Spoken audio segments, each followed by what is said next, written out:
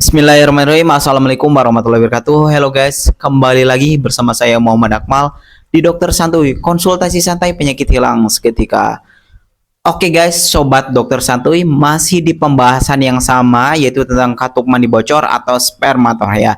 Di video kali ini saya mau sharing, mau berbagi pengalaman-pengalaman dari pasien kami sebelumnya. Jadi kiat-kiat sembuh dari pengalaman pasien. Saya menceritakan ini real story bagaimana cara pasien kami sembuh dari katup mandi bocor.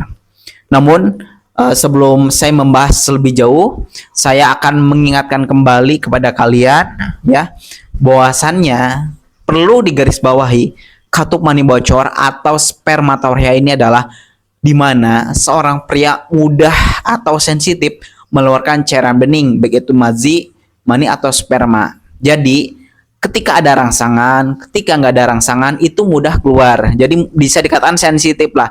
Bisa dikatakan mudah terangsang juga gitu. Jadi si penderita katup mandi bocor ini sensitif gitu. Misalkan ketika nggak ada rangsangan, saat keluar habis BAK gitu kan, habis kencing, nah itu keluar cairannya. Habis BAB atau mengejan atau bahkan bangun tidur atau bahkan ketika nggak melakukan apapun kok tiba-tiba keluar, nah itu berarti katup mandi bocor atau spermatoria ya. Dan ada rangsangan setelah bercumbu dengan pasangan, chattingan dengan pacaran, dengan pacarnya, maksudnya video call dengan pacarnya, atau mungkin sentuhan, komunikasi, atau melihat video seperti itu 18 plus dan akhirnya terangsang keluar. Nah, itulah ciri dari katup mandi bocor atau spermatoria. Nah, sebelum saya melangkah jauh, saya akan membuka pikiran kalian dulu ya. Jadi katup mandi bocor ini tidak boleh disepelekan karena katup mandi bocor ini dapat menyebabkan komplikasi ya.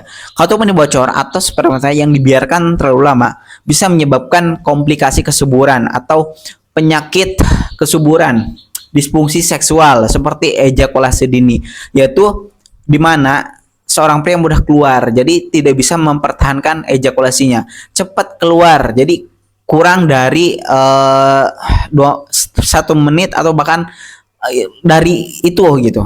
Nah, jadi ada kasus yang lebih parah, yaitu ketika mau masuk misalkan atau ketika sebelum foreplay aja udah keluar gitu.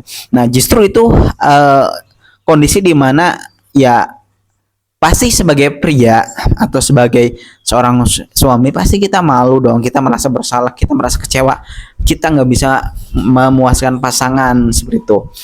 Ya, jadi efek katup mandi bocor ini bukan sepele, jadi serius gitu, jangka panjang gitu. Dan perlu diketahui juga si katup mandi bocor ini dapat menyebabkan impoten atau lemah syahwat, yaitu di mana penis atau Mr. P cepat loyo, tidak susah bangun, tidak bisa mempertahankan ereksinya gitu. Jadi tidak bisa ereksi, bahkan itu lemah syahwat, impoten ya. Jadi katup mandi bocor ini kalau dibiarkan terlalu lama bisa menyebabkan komplikasi-komplikasi ya yang tadi saya sebutkan. Jadi jangan dianggap sepele, bisa juga menyebabkan apa ya, gangguan mental lah, psikologisnya kena, mudah cemas, depresi, sering juga kurang konsentrasi, juga was-was, sering berpikir berlebihan, ketakutan berlebihan padahal itu belum terjadi, dan sering overthinking karena katup mandi bocor ini menyerang psikologisnya gitu, karena hormonnya juga kena seperti itu. Oke, langsung pada inti ya, tadi sudah pembukaan pengalaman dari konsumen kami sebelumnya yang sembuh itu ya. Pertama yang harus dilakukan adalah menghilangkan kebiasaan buruk. Jadi mengganti pola hidup ya, pola hidup yang tidak sehat ganti ke yang sehat ya. Karena katup mandi bocor ini bisa disebabkan karena pola hidup yang tidak sehat juga. Misalkan sering begadang ya, kualitas tidur yang kurang baik itu bisa menyebabkan kita menyebabkan hormon testosteron juga atau kesuburan pria menurun, dan kualitas sperma, kualitas kesuburan juga akan menurun begitu. Dan begadang juga sebenarnya itu memicu ya kita kadang apa ya, rasa sepi ya, jadi kita membuka video seperti itu dan akhirnya menonton seperti itu dan terjadilah PMO. Jadi kamu melakukan PMO atau onani masturbasi. Ya, masih melakukan onani atau masih melakukan masturbasi itu harus dihilangkan gitu kan. Terus jarang gerak, jarang olahraga gitu juga itu bisa menyebabkan salah satu penyebab lambatnya pengobatan gitu. Jadi usahakan seminggu sekali atau seminggu 4 kali kalau bisa ya olahraga atau mungkin gerak ringan ya, jogging ataupun apapun yang kalian suka, meditasi setiap pagi, relaksasi gitu itu juga perlu lah.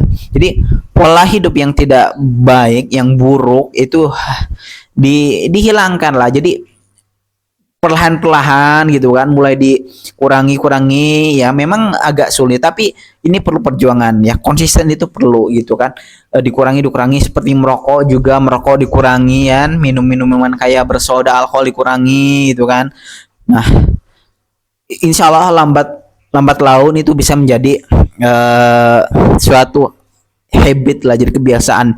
Jadi kita mengganti pola hidup kita yang buruk menjadi yang sehat, yang tadinya begadang menjadi tidak, yang tadinya sering melihat konten seperti itu akhirnya PMO, sekarang mengganti aktivitas, mengganti dengan hobi gitu yang lebih positif, sibuk atau produktif mencari cuan gitu kan, atau mengejar karir gitu kan, lalu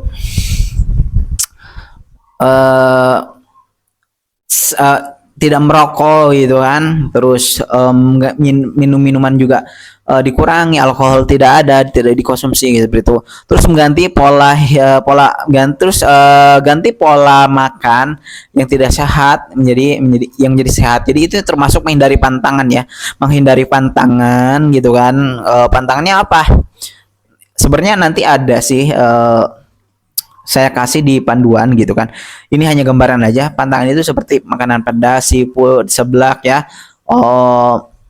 Makan yang lemak tinggi, daging merah, kambing, sapi. Jadi makan makanan yang mengandung lemak tinggi atau lemak jenuh, gorengan gitu kan. Dan pokoknya yang mengandung minyak-minyak itu jangan dihindari dulu gitu. Sebenarnya ini ada di panduan gitu kan, ada di panduan.